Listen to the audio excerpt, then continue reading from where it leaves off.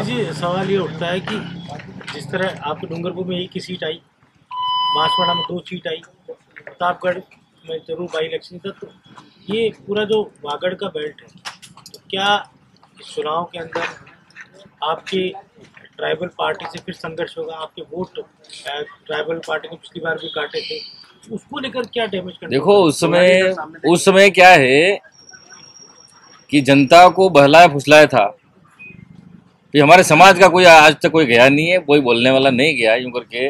PTP तो हमारा कुछ और कर देगी यूं सोच रही थी जनता, लेकिन कुछ काम नहीं हुआ। लेकिन फिर भी हम हमारे क्षेत्र की मांग यहाँ विधानसभा में रख रहे हैं। अभी भी मैंने सीएम साहब के सामने रखी, डोटासरा जी के सामने रखी कि हमारे युवाओं की यही मांग है, प्रशासनिक सेवा में जो यहाँ के लोगों को फायदा मिलता है 12%, उसमें से हमारे जो भील हैं उनको आज तक कोई फायदा नहीं मिला है। आरएस अधिकारी जो प्रशासनिक अधिकारी आज तक नहीं बने हैं। हमारी ये मांग पहले भी है और आज भी है और आगे भी रहेगी। जब तक हमारी मांग पूरी नहीं होती है युवाओं की, तो ये प्रशासनिक सेवा में 12% जो एसटी को राजस्थान में मिलता है, तो उसका आधा हमको 6% टीएसपी के लोगों को मिलना चाहिए। हमारा हक अधिकार है।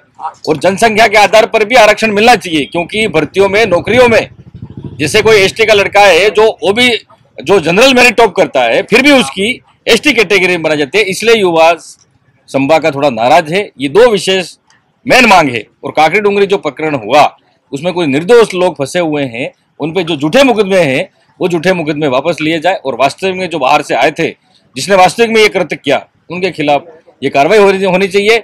और जो नॉन टीएसपी के जो शिक्षक हैं, कई वर्षों से हमारे टीएसपी में नौकरी कर रहे हैं, वो भी अपने गृह जिले में जाना चाह रहे हैं, तो उनको अपने गृह जिले में भेजा जाए।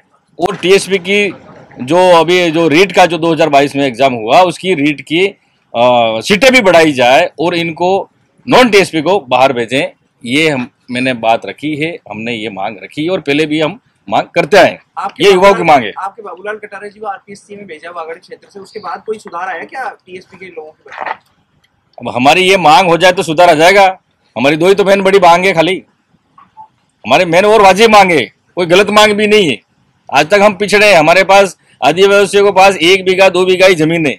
जैसे यहाँ के मीणा है, इनके पास जागीरदारी 100 बीघा 200 बीघा ऐसी जमीन है। हमारे पास 1 बीघा 2 बीघा जमीन है। हम चाहते हैं कि भाई आप भी हमारे भाई हो, तो हमें आधा हिस्सा हमको भी दो। भाई बाप के 2 बेटे होते हैं तो आधा आधा बंटवारा होता है ना, तो आधा हिस्सा हमको, तो इसमें आपत्ति क्या है?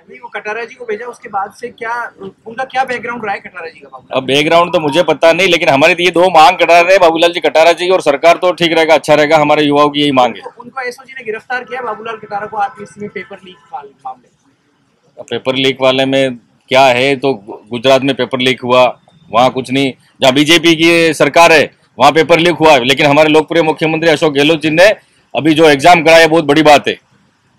बाबूलाल कटारिया को एसओजी ने पकड़ा है, गिरफ्तार किया है, मैं तो ये पूछ रहा हूँ, इस पर क्या? तो इसके बारे में मुझे इतनी जानकारी नहीं है, मैं क्या बताऊंगा।